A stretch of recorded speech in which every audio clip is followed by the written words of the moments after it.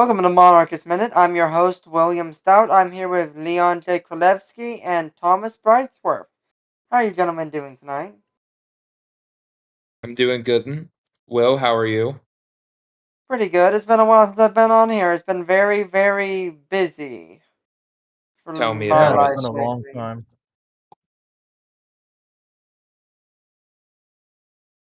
Yeah, it indeed really has been a minute. It's good to be back nonetheless. Yeah, I agree with that. So, Oh, well, it's your topic. Would you like to introduce it, Thomas? Oh yeah, yeah, sure. I was gonna try to avoid being the one to introduce it because it would feel like kind of an ego boost. So guys, today we're gonna talk about my little work. But yeah, why not? It's So not I was entirely your work. It's the whole work of the ideology committee, if I may. no, oh I know. but he physically Kind of wrote it teasing. down. I'm kind of teasing also, it's just for the sake of humility, but it is true. It is the work of the entire committee.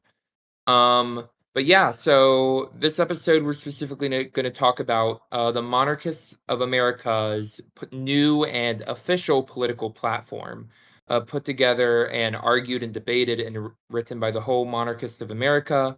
I took a leading part in it as the head ideologist, writing down, editing it, making sure it was readable for a public audience.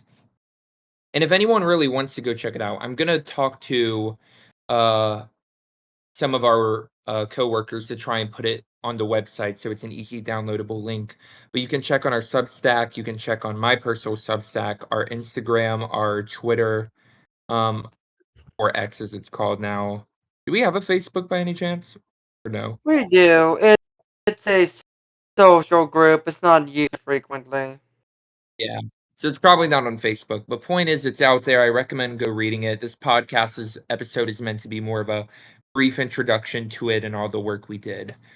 So for the last few weeks of this summer, and even during the school year a little, the Monarchists of America Ideology Committee has been working to put together our official political platform, which includes our official political ideologies, um, our why we believe a monarchy should be um put in place of the modern current American Republic, how a monarchy would be incorporated into the American government, and how and what kind of power the American monarch would have, and what type of monarchy would be, etc.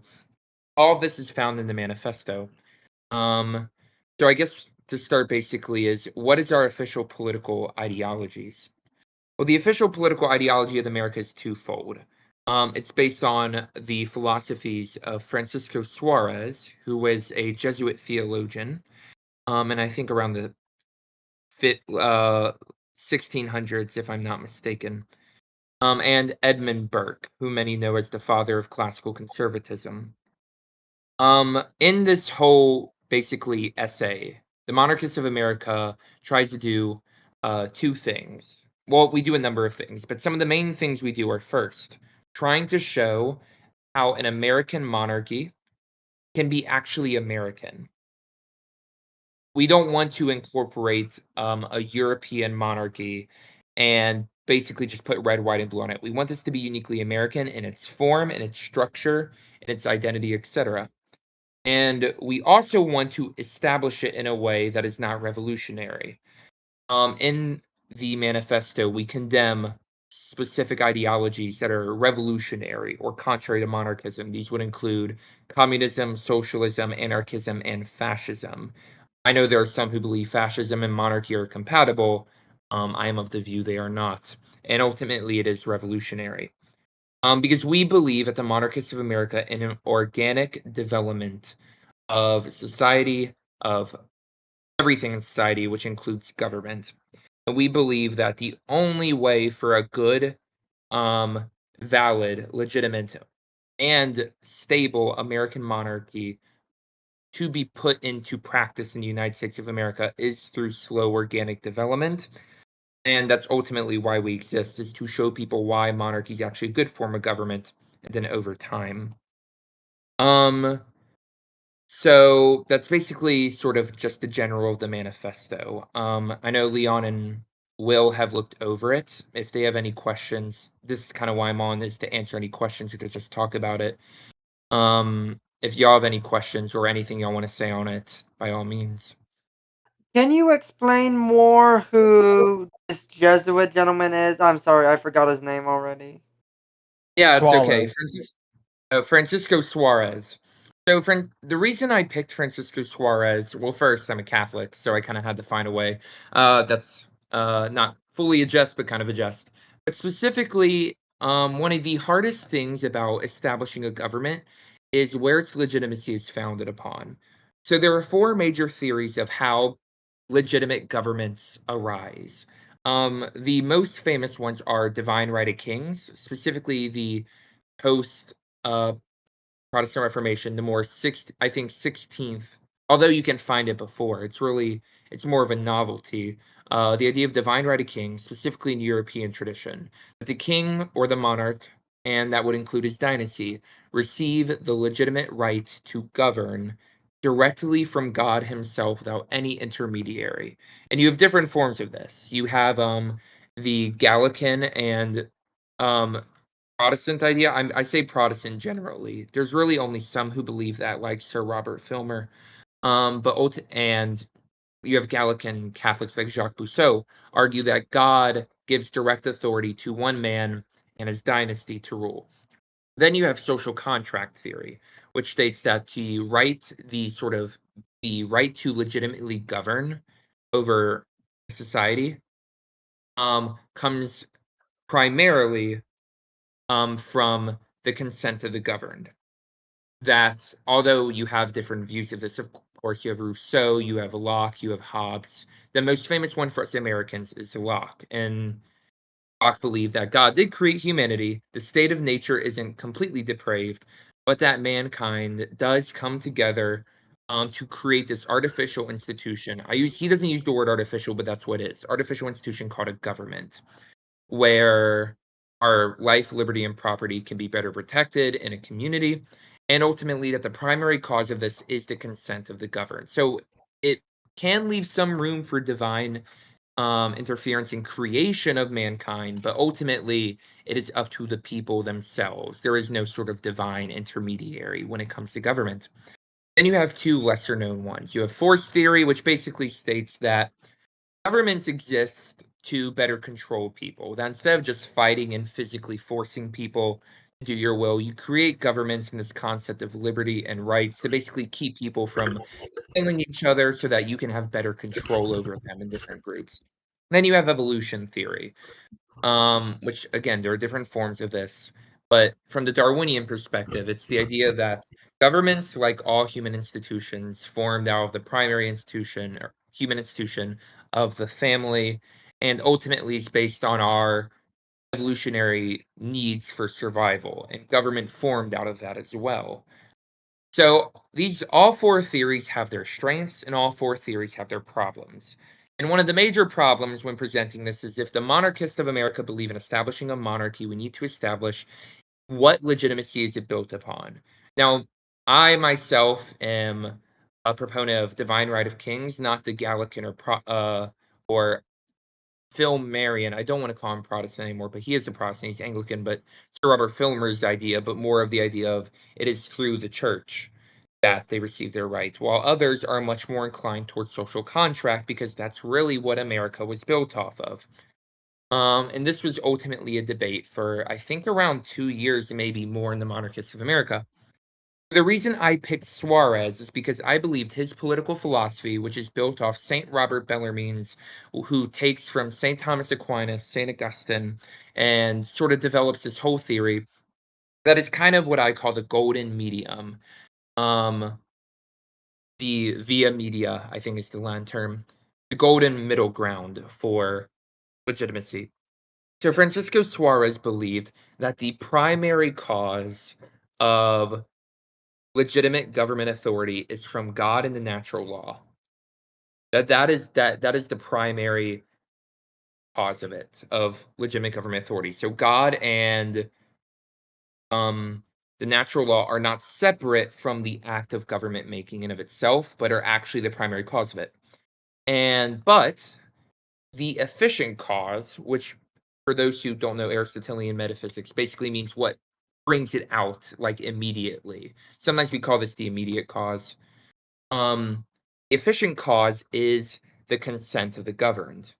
So it's basically as if God and the natural law move through the consent of the governed to establish a legitimate government. And this work is the best um, theory that the whole of monarchist America took upon as our own for a few reasons. The first is that social contract theory has a big flaw.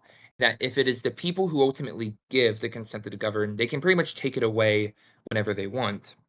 They can also bind the government to, although Locke would want the people to be virtuous, there's a reason the founding fathers talked about virtue. Under social contract theory, there is the inevitable case of where the multitude of the people can want a law that is unjust, that is cruel. Even if it's only to a minority of people, the people can demand that in social contract theory because they are ultimately the primary cause.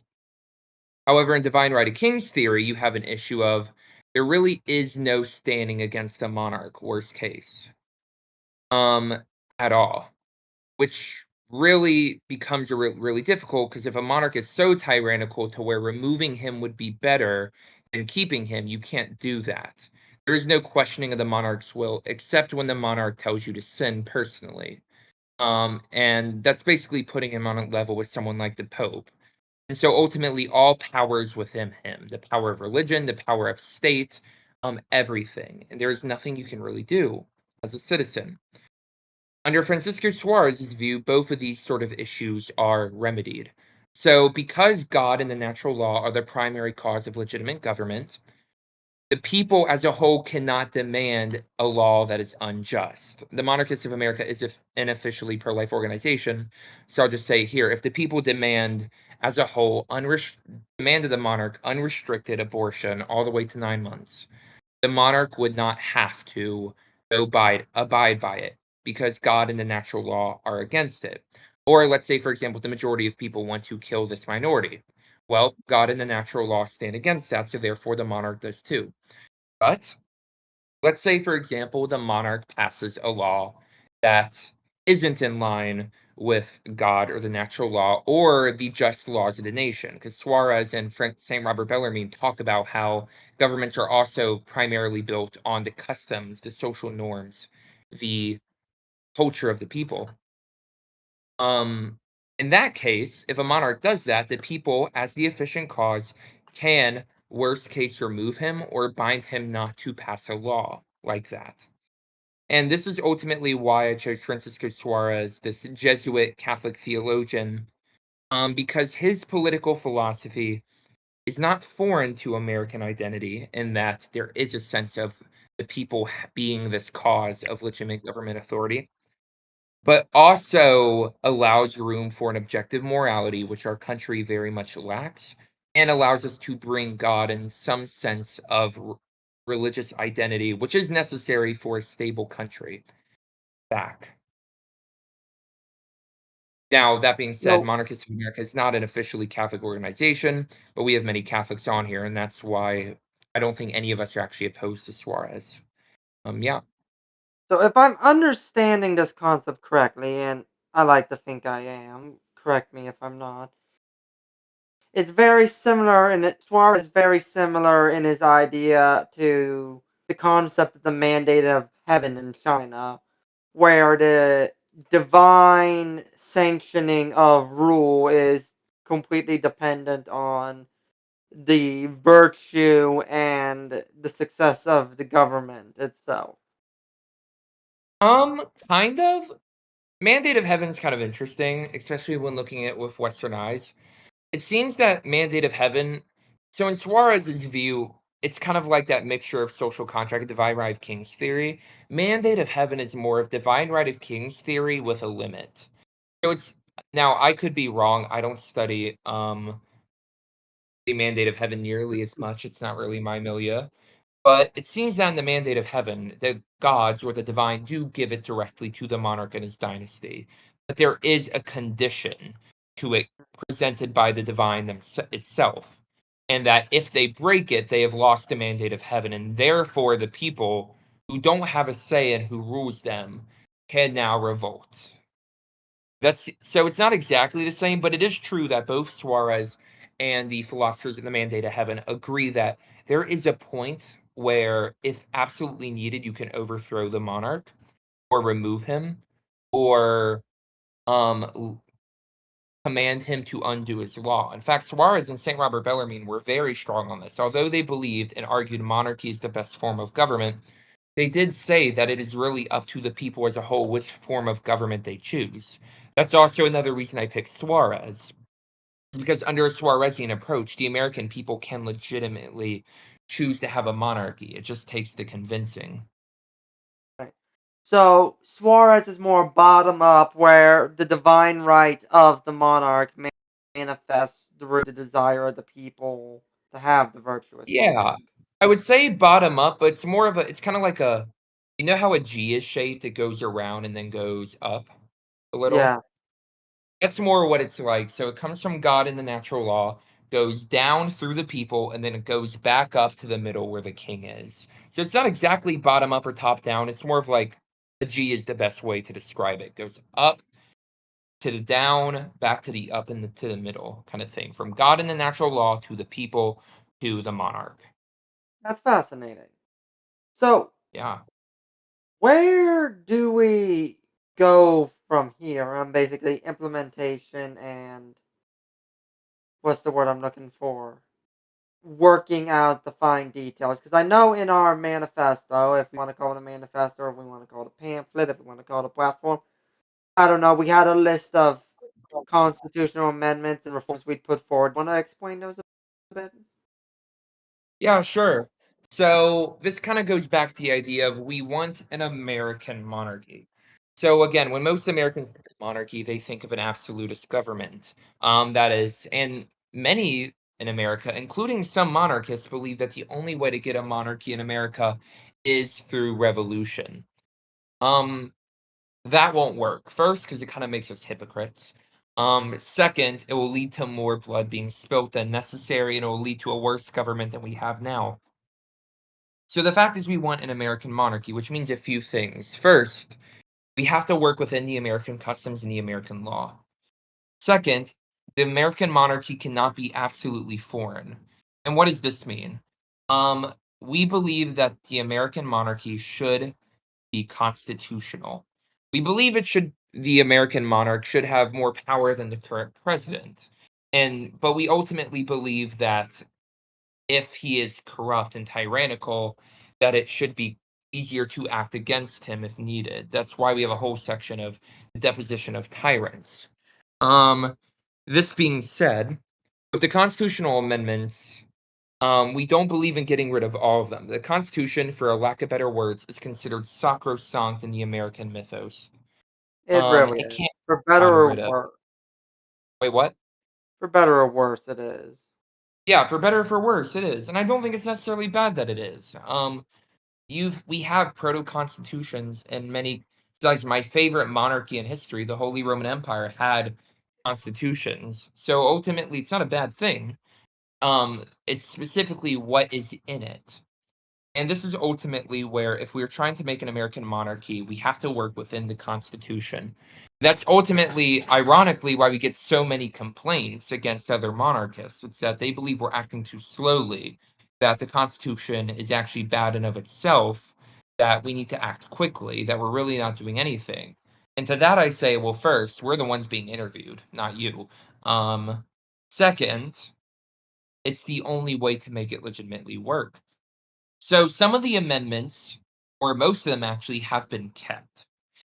There were very few amendments that we actually said need to be gotten rid of completely. And the only amendments that we argue in the platform that need to be removed by a vote, as the Constitution lays out, two-thirds of the states, um, and ultimately through a constitutional convention. That's the reason we want a constitutional convention is because, well, one, it's quicker to do than having two-thirds of the state vote on every single amendment. But the only amendments we really sought to get rid of are the ones that are directly antithetical to monarchy. So, for example, the idea of you can only serve 2 terms as president. Obviously, that if we want an American monarchy, specifically one of dynastic kingship, that has to be gotten rid of. Again, legitimately through vote, we can't work around it. And then you have, I trying to look specifically. I don't think there were any that weren't directly antithetical to monarchy that were completely removed. But we debated through every single one, and some we actually sought to edit. And the reason we edited some of these amendments, even if they weren't completely antithetical to monarchy, is because we believe they've either been abused or that they need to be there needs to be more added to it. So I'll give an example. I'm kind of scrolling right now. If I can just get to it really quickly. So I think it should be right here. Cruel and unusual punishments. This is a really good one, especially when dealing with tyranny. That is why we added it, so that like a tyrant or a leader that becomes tyrannical can't use cruel and unusual punishments to exact what he wants. But we want to add a new section to this so that there is more of a precedent laid out to where there is less wiggle room to abuse it. Because this has often been abused to not actually have justice be done. Our death penalty, and I know there are many who are against it, I myself am personally against it, but this has been used in a death penalty to where we have people on death row for years and years and years, and that wastes taxpayer dollars. But not only that, is becomes its own cruel and unusual punishment of leaving this person to rot in a prison. Again, I believe death penalty should be removed altogether based on my Catholic faith, so I'm just speaking more practically here. We have cases where lifelong imprisonment for crimes is now debated for some of the most heinous crimes. So the monarchists of America proposed to add a new section, which would basically be something like the legal punishment of any citizen must be reflected of the actual crime committed and must have as its primary end the restoration of the public order and public retribution as a secondary rather than primary end of legal penalty. So we've added a few different things to some of the amendments to make sure that abuses were limited and that there was less wiggle room, which would lead to more stronger constitutional reforms. We left many of the amendments intact, like many of the original Bill of Rights. The First Amendment, the Second Amendment, the Third Amendments were left intact. So ultimately, in practice, we believe in calling a constitutional convention to debate and remove some of these, and to keep some of these amendments, along with debating what sort of powers the monarch should have, and ultimately how a monarch should be removed. And like I said, and like I want to say, this is a platform, which means that if needed moving forward, some of these can be edited. We plan on putting out different editions of these years down the line. Um, Ultimately, that's how it would work in practice. A constitutional convention, which would ultimately remove some amendments, edit some amendments, and keep many of the amendments, which would establish a constitutional monarchy, which would keep the Congress and the Supreme Court, remove the executive office, and replace it with a monarchy, and give the monarch more powers, but also more strictly clarify what he cannot do, and make the ability to remove him if he's a tyrant much more efficient rather than the current impeachment process. Leon, do you have anything to add? You've been fairly quiet throughout all this. Oh, I'm just staying back, letting Thomas give talk and give his Yeah. commentary on the platform. Yeah. The only commentary I could give myself is that perhaps the better Tom, and this is maybe 20 minutes ago or something, instead of like saying Protestant in reference to like the divine rights of kings doctrine, perhaps maybe Enlightenment would be a better Tom.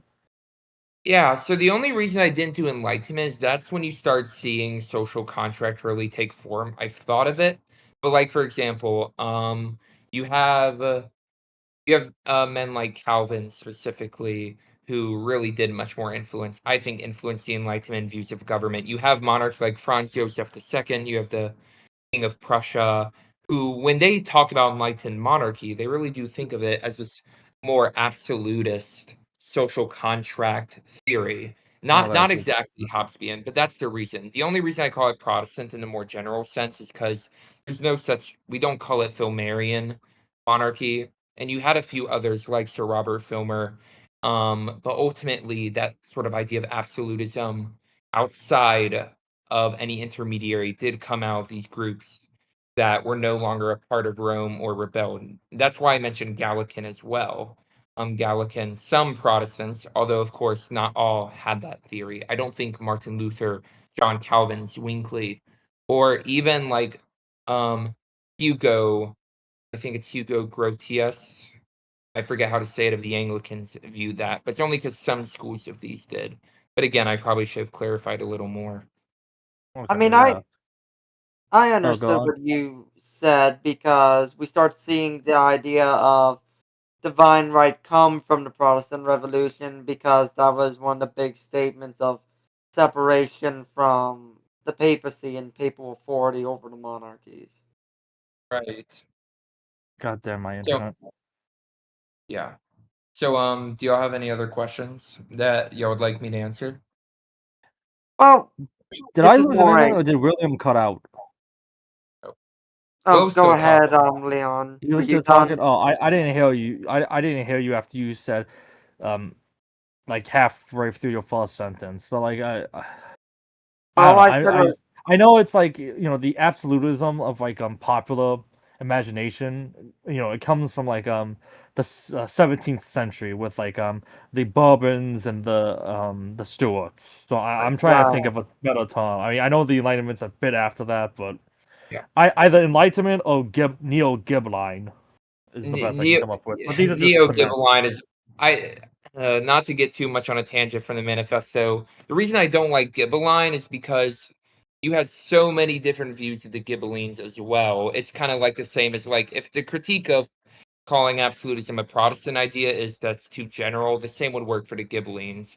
Dante believed in more absolutism with the Holy Roman Emperor, but Marsilius of Padua believed very much in a democratic idea of the empire. Then you had shoot, what's his name? You had William of Ockham, who definitely didn't support absolutism, unless I'm mistaken. I don't think he supported the absolutism of an emperor. The same problem goes for the Ghibellines as well. Back to the manifesto at hand. There was specifically an interesting part which I really should clarify, and that is that many people see monarchy as being a moral bulwark against sort of many of the evils of modernity or the relativism of modernity. This I do stand by. But many people of our readers may note that there wasn't a lot of going into specific moral issues, other than, of course, abortion. And the reason we did that is because the monarchist of America for a while has been unofficially pro-life. I think all of our official leaders are pro-life. One of the reasons we got very big and more famous was at the pro-life march, and so we owe it to the pro-life movement. But a lot of other moral issues we left out. And the reason for this was a fewfold. First is that monarchism is big tent. Many people look at the monarchists of America as being a big tent, but the reality is monarchism in general is. And that becomes an issue when you start narrowing down things a little too much. I believe over time more things will be narrowed, but when you only have so much time to debate and meetings about the intricacies of monarchy, you can only do with what you have. Second is we tried specifically that they're not either directly relate to the an American monarchy or the Constitution or were not already unanimously agreed upon. That's the only reason why the monarchist America has established itself as officially pro-life is there was a unanimous understanding that we were unofficially pro-life. And now, so there may be some complaints of why didn't you address this moral evil or that moral evil? You hear this a lot. I've heard this a good bit. The reality is we didn't have really the time, and we had to get this manifesto out at a certain point, and that really wasn't the point of the manifesto. The point was to establish a defensive American monarchy. We can get into moral issues later. But yeah. y'all have any more questions so far? I know there I was a don't. lot of content in it. It took literally Maybe a whole night to write it. maybe for it'd be best to maybe briefly go over the selection of the first monarch and the constant all way process to like illegally dispose them, since Yeah, that's always sure. like a big topic. Yeah, sure. So I actually have that pulled up. Let me try to get to that. Um, the process of choosing a monarch is always it's always the question we're always asked, who would be the monarch? And we never give a answer of who specifically. And this has gotten us the flack of Republicans and monarchists alike. It's funny, the more famous monarchist of America gets, the more we get attacked by other monarchists. It's quite silly, if I may say so myself. Well, as you have So cleared up before, we come from a very different intellectual tradition from most other monarchists we associate with. yeah, exactly. But then there's also the fact of that makes us a little bit, I would argue, makes our organization different, is we are being practical and not choosing someone right now. Um, Well, so yeah. I mean, yeah, and we've talked about it before, but like we've we're very what's the one I'm looking for? We embrace the idea that we're an advocacy group. We're simply right. here to spread the not the principles and beliefs of monarchy and monarchism to our fellow Americans. We don't necessarily see ourselves as like a government in exile. Oh, we shall be the noble lords who take over in the new order and all that, Exactly. as we've heard from many of our international partners. Exactly. No, it's really funny when, like, Europeans engage with us sometimes. Some Europeans, not all. They're like, "Why not do it this way? Why not do it that way?" Well, it's like, "Well, because we're not you. We can't do it that way." So yeah, it's right here for anyone who wants to look at it. It's in part 3 of chapter 4, the qualifications for the new monarch. And in it we go why we haven't picked someone. And one of the basic reasons is many of the greatest empires or monarchies in history actually fell with the death, or monarchist movements ended up failing or dying with the death of one of their more prominent or charismatic leaders. And I believe it's one of our coworkers said it, you have to build the throne before you can place a person on it. Too many monarchist movements have died when people they really who they rallied behind died. And so that's one of the main reasons. So we don't have an official candidate. If that was something people were hoping for, sorry, not sorry. However, we do believe, um, so it's interesting. I say it in here that while the majority of American citizens actually do agree on what makes a person fit for office, whether it's president or monarch, but barely can any American agree on which particular individuals fit it. So thinking of qualifications of monarchy, of who should be monarch, is not actually that different from qualifications for president. There's a few differences. Should be virtuous people. Politics is really an art of virtue, and it can't be separated from that. Anyone who said that, like when people say about President Trump, and again, he's done good and bad, but people say one of the things I don't like here, well, no, politics is about Um, virtue. You Is he shouldn't cutting cut out separate for you out. too? what? You're You cutting cut out out. for us. Oh, can you hear me now? Yeah, we Yes. can hear you.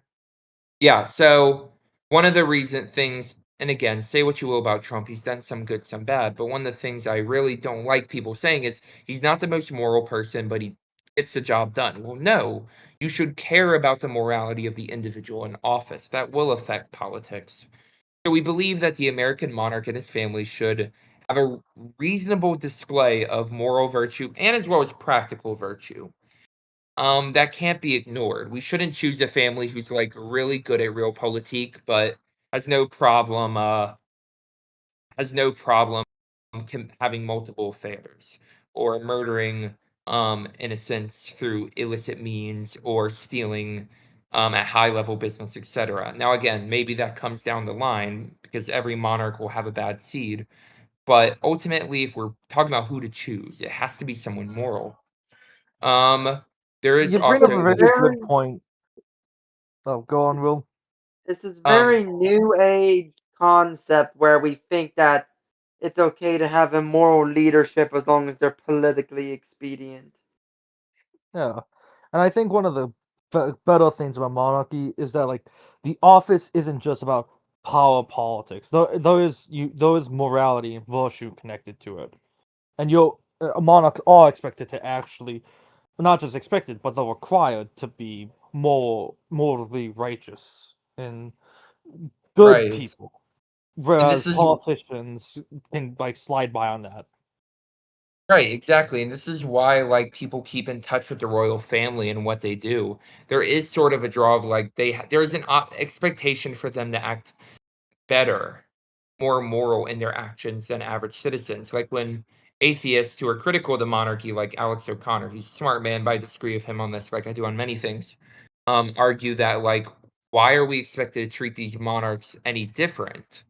Well, the fact is, people already do in their moral regard, in the way they act morally in their private lives. So it's not just monarchists who look at monarchy saying they should act better. It is Republicans indirectly.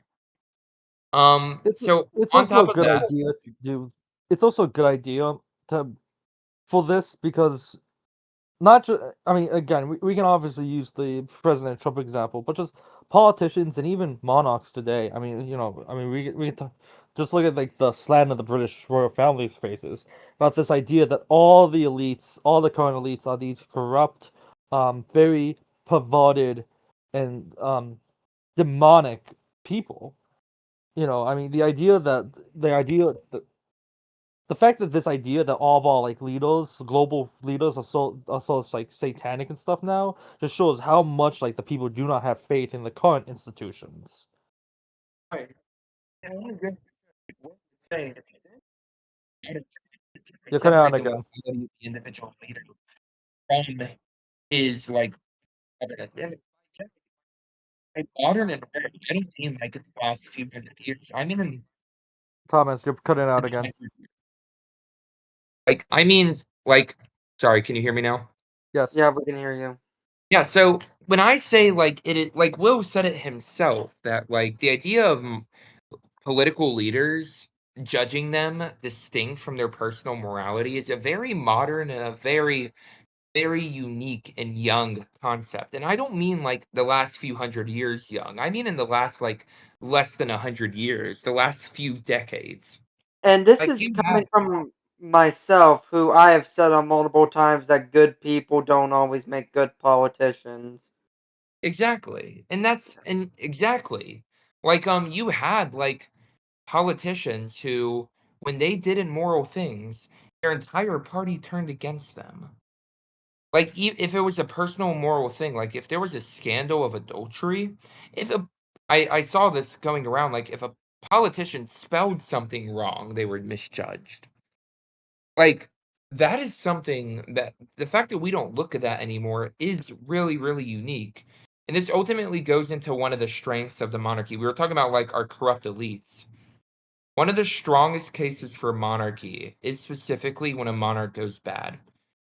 It's kinda like the idea of you're killing a dragon with one head versus killing a dragon with multiple. So I'll say this to our audience if anyone's skeptical of a monarchy because of tyranny or because of evil or vice in a government. In a modern democratic republican system, it is as if you were battling a hydra. You are looking for the corruption in multiple heads. You are looking to slay multiple heads. In a monarchy, there really is only one in a strong monarchy, there really is only one person to blame. Now it's not always perfect, but the dragon is much easier to catch, and that's why when we talk about the probability of incentive, I call it political probabilism. It's a theological heresy, in one sense, but I'm using this term completely separate. Political probabilism. Like we are not looking for a government that is going to be perfect or we're not arguing always on the basis of this government is just the best because it's the best. You can do that from a metaphysical perspective, but we are actually arguing from the basis of there's a higher probability or a lower probability of corruption, of vice, of evil action in a monarchy than any other government. This is one of the reasons, is the monarchy is a much more public face. Now, moving forward, we see the different criteria of also in the manifesto. We believe that this monarch should be uniquely American. Actually, I specifically put right here should be uniquely American and refrain from incorporating foreign customs and concepts into the United States that diminish her identity and understanding of what it means to be American. Along with having or cutting any and all professional, political, legal, and civic obligations and connections that they may have with any foreign entities. The reason I worded it this way is simple. We have some who believe that the American monarch should be from a foreign dynasty. We have others who believe it should be purely born and raised American 3 generations down the line. I left it this way specifically to be vague so that because all monarchists in America do believe that the foreign monarch should embrace America and have no ties to any others. Any monarchist who doesn't believe that, I haven't met yet in America. So, because it is possible to have a foreign monarch or a foreign royal family member come in and cut off all ties and embrace American identity. It's also possible to have one in America himself. So they have to be uniquely American. Now how that will work, again, is left for debate. They must have practical experience in politics. You can't get around that. Politics is a practical science, not a theoretical science. Um, Now it can be reasonably argued that if you go into our part 3, chapter 4 of our political platform and read all this, it's reasonable to say that not every or even any potential candidate for the American throne will fit all of these criteria. And that's true because there is no monarchy without flaws. However, we can find someone with at least the majority of these traits. And ultimately, if the American monarch is not perfect, even by our platform standards, we still will be able to find a monarch that would work better than we currently have, because monarchy in of itself is a better form of government. And also uh, uh, to Leon's point about how should a tyrant be removed. This is in chapter 5.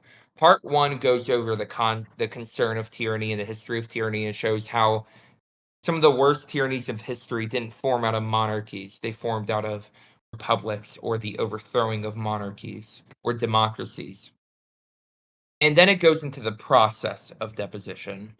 I think we're starting to get close to running out of time, so I'll just say if you want to see how we believe the practical process of a monarchical deposition should go, you should look in part 2, chapter 5, the process of deposition. It's similar. It is similar to the impeachment process, but ultimately a little bit stronger because we believe that the impeachment process as of now hasn't really done what we thought it would. And so ultimately, I recommend everyone go reading it since we're a little bit out of time. Um, yeah. Any other questions from you two or I've statements? got nothing. Not. I I think don't you've have got a anything pretty that good could be. job. I don't have anything that could Great. be digested in of just a few minutes. Though I will point out that the link to the platform will be in the subscription of the YouTube video Yes, definitely. to make it easy. Um, yeah. Also, I guess while we're at it, I can bring up some. I think I'm allowed to disclose some good news. So the manifesto, I recommend everyone go read it. I recommend go like it. Hoping to get more views on it. It actually did reach some public eyes. So many of you may have heard of the International Monarchist League. For those who don't know, they are again international and they have different monarchist groups and branches all throughout the world, specifically through Europe.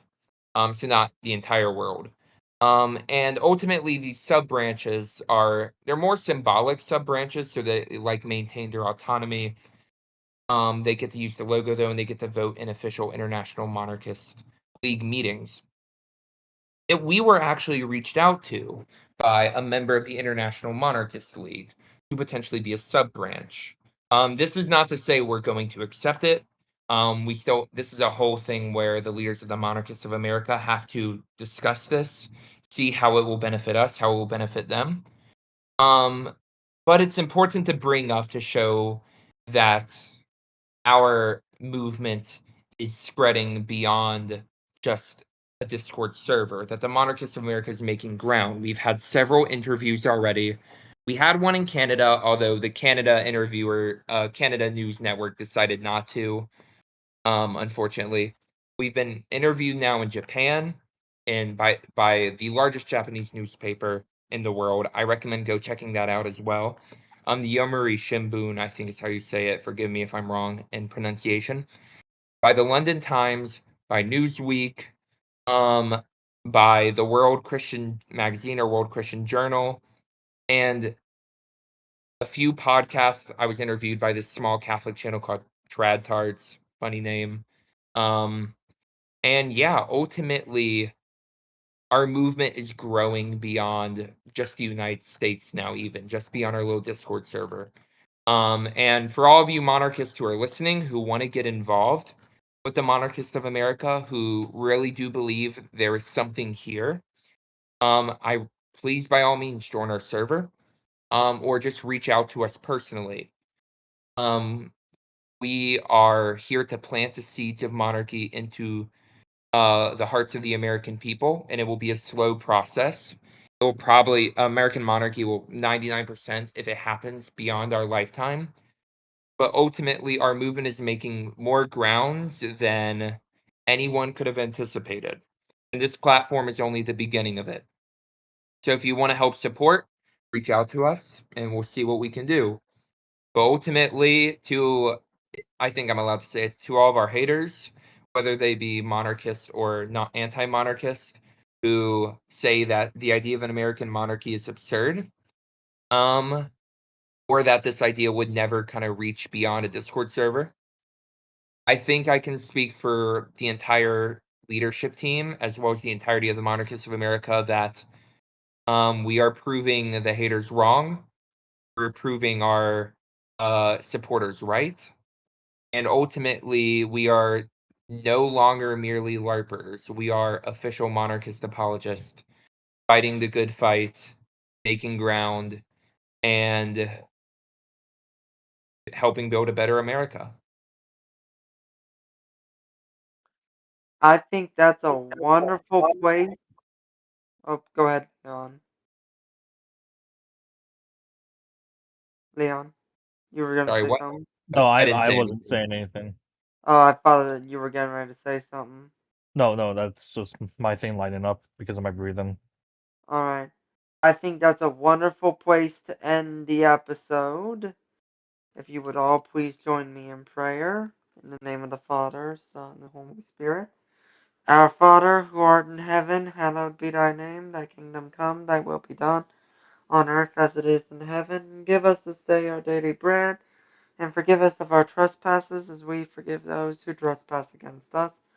And lead us not into temptation, but deliver us from evil. Amen. Thank you all for joining us this week on Monarchist Minute. We hope to see you next time, same place. If you like this video, hit like, comment, subscribe, share with your friends. If you're listening to this on Substack or another streaming service other than YouTube, then hit whatever the bell notification is to make sure you get notifications when new episodes are uploaded. And Follow make us on sure social media. to and make sure to check the link below for the manifesto. Yes, follow us on social media. Check out our website. If you want to help out the cause, shoot us a DM or join us on Discord. Until next time, may God bless you. May God bless the United States of America. Thank you and good night.